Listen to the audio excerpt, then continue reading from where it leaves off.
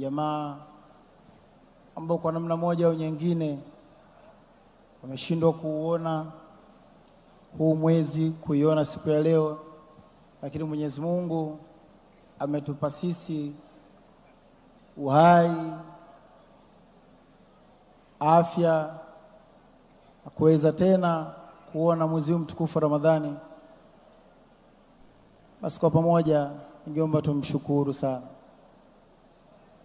Lakini nishukuru meza kuu kiongozwa Mheshimiwa